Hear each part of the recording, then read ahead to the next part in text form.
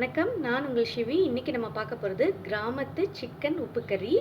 இது வந்து ரொம்ப சிம்பிளான டிஷ்ஷு. இது நம்ம எந்த மசாலாவும் போட போறதில்ல, டொமேட்டோ போட போறதில்ல, வேற எதுவுமே போட போறதில்ல. ஒன்லி வந்து சிக்கனு, ஆனியன், மிளகு, சீரகம் அவ்வளோதான். இது உப்பு இது போட்டு தான் நம்ம பண்ண போறோம்.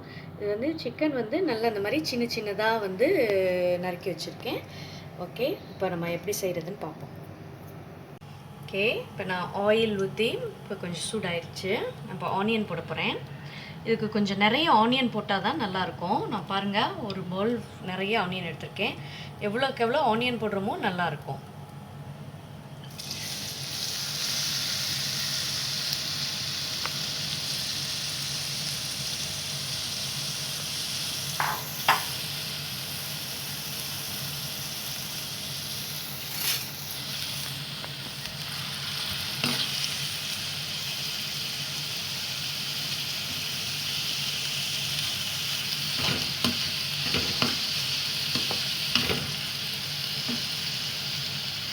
ஆனியன் கொஞ்சம் வதங்கட்டும்.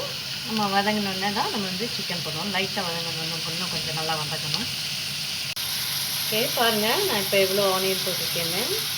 ஆக்சுவலாக உங்களோட சிக்கன் அளவுக்கு டபுள் மடங்காக கூட நீங்கள் போட்டுக்கலாம். அவ்வளோ நல்லாயிருக்கும். எவ்வளோக்கு எவ்வளோ ஆனியன் நம்ம சேர்க்குறோமோ அவ்வளோக்கு எவ்வளோ நல்லா வரும். இது கொஞ்சம் வதங்கட்டும். ஓகே, ஆனியன் வதங்கிடுச்சு. ரொம்ப ப்ரௌனாக ஆகிற அளவுக்கு வதங்க தேவையில்லை. இந்த அளவுக்கு தான் வச்சுக்கணும். இதோட நம்ம இப்போ சிக்கனை போட்டு அப்படியே கொஞ்சம் வதங்கணும்.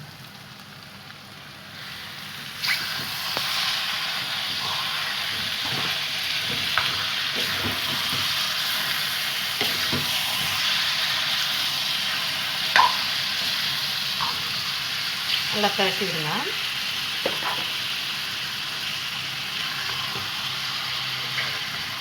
ஆக்சுவலாக இந்த மாதிரி பாருங்கள் எவ்வளோ சின்ன சின்னதாக நான் நறுக்கியிருக்கேன்னு.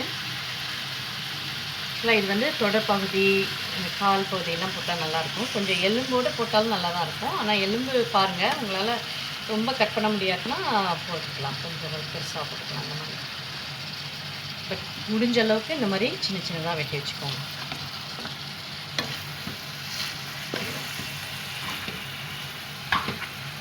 நல்லா பாருங்கள், அந்த சிக்கன் வந்து ஆனியன் வந்து சிக்கன் அளவோட கூட இருக்கணும்.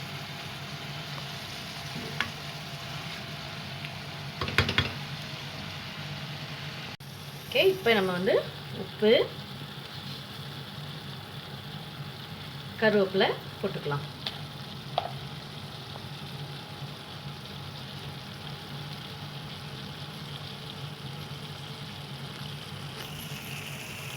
ஓகே, உப்பு கருவேப்பிலை போட்டு நம்ம வதக்கிக்கணும்.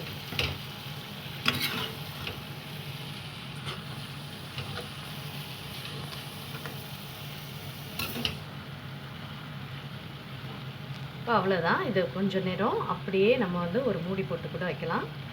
வச்சு கொஞ்சம் நேரம் நல்லா வதங்கட்டும். வேறு எதுவுமே தேவையில்லை. நம்ம வெறும் இப்போ உப்பு கருவேப்பிலை மட்டும் போட்டு ஆனியன் போட்டிருக்கோம். ஸோ இதோட வந்து நல்லா கொஞ்சம் நேரம் வதங்கட்டும். அந்த சிக்கன் நல்லா கொஞ்சம் வதங்கி வரணும். ஓகே, நான் மூடி போட்டு வேக வச்சுருக்கேன். ஒரு 5-10 மினிட்ஸ் வேகணும். இந்த மாதிரி நல்லா கொஞ்சம் எண்ணெய் படர்ந்து அந்த தண்ணி படர்ந்து வரணும். இப்படி வந்தால் தான் கரெக்டான அளவு நம்ம ஆனியன் போட்டிருக்கோன்னு அர்த்தம். இல்லாட்டினா அடி பிடிச்சிரும். ஆனியன் குறைச்சி போட்டிங்கன்னா கொஞ்சம் அடி பிடிச்சிரும்.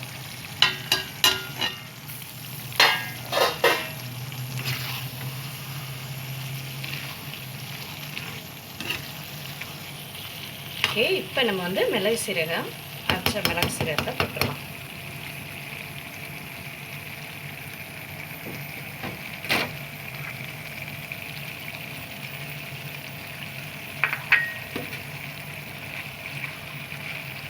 இல்லை, நான் சில்லி எதுவும் போடலை. ஆக்சுவலாக சில்லி போடக்கூடாது. ஒரிஜினல் இப்போ வந்து நல்ல கிராமத்து உப்பு கறினா இந்த மாதிரி சில்லி போடாமல் தான் பண்ணுவாங்க.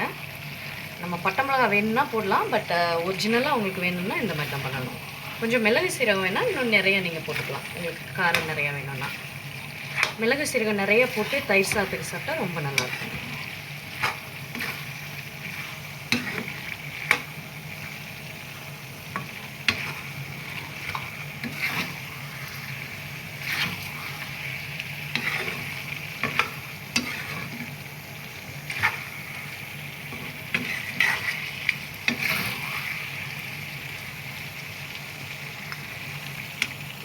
ஆக்சுவலாக போன்லெஸ் சிக்கனாக ஒருத்தவங்க போட்டு சமைப்பாங்க. ஆக்சுவலாக போனோடையும் போட்டாலும் நல்லாயிருக்கும். பட் ஆனால் முடிஞ்ச அளவுக்கு குட்டி குட்டியாக அந்த மாதிரி நறுக்கிக்கோங்க. அப்போ தான் நல்லா சேரும். நான் மிளகு சீரகம் போட்டு ஒரு 5 மினிட்ஸ் நல்லா கொஞ்சம் மூடி போட்டு வேக விடுறேன். அவ்வளோதான், நம்ம உப்பு கறி ரெடி. ரொம்ப சிம்பிளான டிஷ் தான், வேறு ஒன்றுமே போடலை.